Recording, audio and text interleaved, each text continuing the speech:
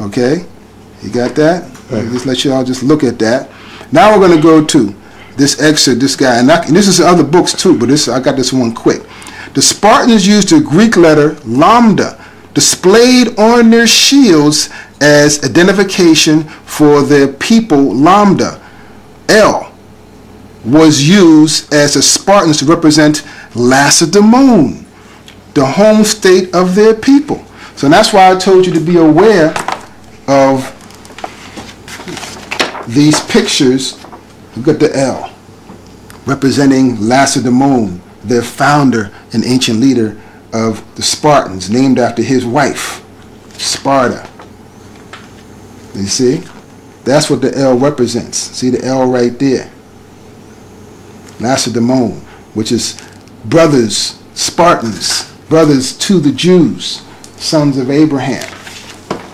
Let's go in this book, Oxford Bible Atlas, 3rd edition. Okay? Oxford, they're supposed to be smart people. They're supposed to be the ones that know everything. Oxford University Press. Let's go back here to this map. Get a little focus of that. This is ancient Greece. As you see, Lacedaemon, Sparta. Same thing, ancient Greece. See, it was also called Achaia. Achaia is the name of the ancient Greeks that fought against their arch rivals, the Trojans. Uh-oh, we're going to get a little deep. Who were the Trojans? Who were the ancient Greeks? What color should have Brad Pitt and the other guy should have been in that Trojan and ancient Greek battle for Helen? We're going to see that later on. You be the judge. Let's get another book. This is the same book right here. I'm going to go back into the maps. I forgot to show you this right here. Same thing. This is the same book, Annotated Bible with the Apocrypha. Map of ancient Greece, Sparta, Lacedaemon. Right there. Same thing. Same people. The Spartans, Lacedaemon. This is a colony. Like I read earlier, Solomon had many colonies throughout Asia Minor and the Mediterranean. Sparta was one of them. Okay, let's go into the Bible and see. In Ezekiel 27, 17, and 19. So we're going to go into ancient history and check out this whole thing in the Bible. Ezekiel 27, right here. 17. Judah and the land of Israel, they were merchants. They traded in the market wheat of Minnith, Panog, and honey, and oil and balm. Jumping 19. Dan also and Javan, going to and fro, occupied in affairs, bright iron, cassia, calamus, were in thy market. So Dan, right, one of the tribes of Israel, the 5th tribe of Israel, and Javan, right, were trading together. Javan is one of the sons of Japhet when you read Genesis 10th chapter.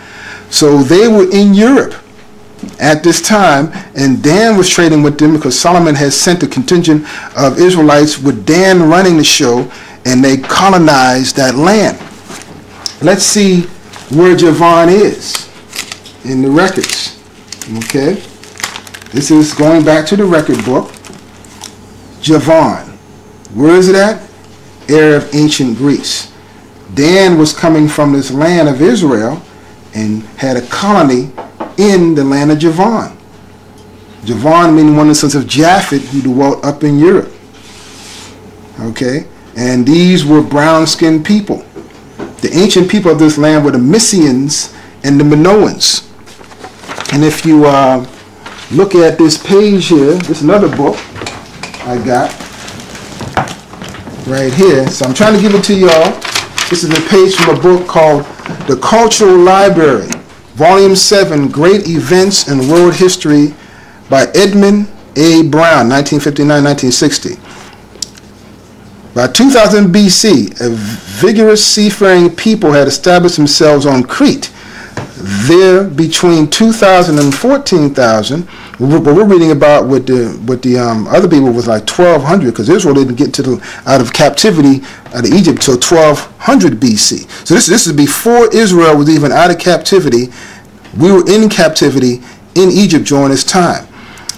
These are the ancient people of Crete, and a great civilization developed, centered in Cretan capital city of Knossos. The Cretans built great palaces, developed a flourishing art, and constructed fleets of merchants. War vessels, ships from Crete sailed over the East Mediterranean, right? And it speaks about the Cretan division as the Minoans. So you had the Minoans, Mysians. Now let's see, these were all the ancient people of Europe. And you would think that these must have been the first white folks, right? Let's see. From small statues and attractively painted murals, it is known that the people of Minoan, right, civilization were small, slender, and dark-skinned with dark, curly hair. The men wore their hair long but shaved their beards from their faces. So the ancient Cretans and Minoans in 2000 BC were brown-skinned people. So this knocks out Japhet being white folks. People, briefly, Japhet were brown-skinned people, ancient Minoans and Mycenaeans. Later on, they were migrated down into Indonesia and the islands of the Pacific, and they were pushed out of there by us, Israelites, you know, as a barbarian and Scythian tribes, as I showed you earlier, and later on by the Romans, who pushed them out of there. Later on, they pushed over to the Far East as the Medes. Mediah, Genesis 10, 1 and 2. Japhet's son Mediah became the Medes, and the Persians got together. Later on, they migrated down to Indonesia, the Java Islands, Javan, and certain areas of Melanesia in the Pacific. But getting back to the Spartans, because I just showed you this, the brown-skinned Danites were down with the brown-skinned people of Javan, who were Japhet, and they were trading together. Now check this out. This is a library excerpt from a library brother sent to me. Bronze Spartan statue wearing a cloak and king's helmet atop braided hair, just like we saw the picture. Okay, you see that the plume is going from ear to ear. This would be a Spartan king. This is really how King Leonidas should have looked. Okay, check it out. Spartan. What's this L represent? Lambda L, Greek L for Lacedaemon. Okay, it's telling you, Spartan with armor, spear, the L lambda shield, and royal helmet. And they showed the movie how the brothers were like naked fighting. They were dressed in armor. It shows you how they were dressed. But you saw the white man being a freak. They had to make it freaky. And look at this, another Spartan. Spartan bronze figure, 500 BC. Totally armored and running around with underwear and capes. You see? 5th century BC, heavily armored hoplite soldier in marble. Now check this picture out right here. This is a picture of a Spartan warrior. Now this is another excerpt I got from a computer layout. Get this computer ID right here. Sparta, Art of Sparta. Now I got some of the pictures that I just showed you. Same pictures as you see. Now what does this say? A bronze statue of a Spartan wearing a cloak around 500 BC. Same picture. They're totally armored. Spartan hoplite. There's a Lacedaemonian L. But check this one out. Same as this picture right here, right? 5th century BC hoplite or heavily armored soldier, possibly the Spartan king Leonidas, a Dorian who died holding the pass at the Battle of Thermopylae. So he was a Dorian. Let's go into the Dorians. See, we're breaking it down and showing you about these kings and who they really were. This is from a book called Our Descent from Israel Proved. Okay? And the brother gave me this excerpt. He didn't give me the name of the author, but it's page 48. If you find this book, get it for me, because I'd like to have more than this excerpt. Okay, now it says this. This proves who were the Dorians. Colonel Gaius says, it is worthy of note that Danis, who is recorded as landing in Greece from Egypt, was said to be the son of Belus, sometimes spelled Bella, was strongly resembled Bilhah, the name of Jacob's concubine, the mother of Dan. And it said, I'm going to go to the point. These Dorians of Greece crossed from Asia Minor, Western Asia, into ancient Alpia, Mysia, and Sparta. These Dorians were Danites, right? And the men of Judah, of the line of Darda. Darda was an Israelite, descendant of Dan, or they were also called Dardanians. So it tells you, hence, the wonderful Doric structures of Europe came largely from the skilled minds of the master masons and mechanics of the Danites. See 2 Chronicles. That's you can read that. Maybe you can find Greek or Latin and find out what that is, but it's 13-14 verse. Professor E. Odium, National Message and Banner. W.E. Gladstone, in his Juvis Mundi, tells us that the name Dani is used in the Iliad 147 times, and he connects the Dani of Greece with the Tuatha-De Danann of Northern Ireland, and this confirmed by Irish traditions. So we're showing you how the Dorians came in, conquered the Mysians, took them out, and they set themselves up, and they became known as the Spartans. Their leader was most likely Lacedaemon, but they were called Dorians, because you see Leonidas was called a Dorian. Now here, another map. This is from the back of this red Bible, Watchtower Red Bible. In the back it has Javan. So this is another record showing you Javan is Greece. You got that? Get it in the light here. Alright. So now this is from another book called The Heritage of the Anglo-Saxon Race by M.H. Gaia. This is history that they don't tell you about in the Bible. The Bible is linked up with the history of Egypt and many different lands.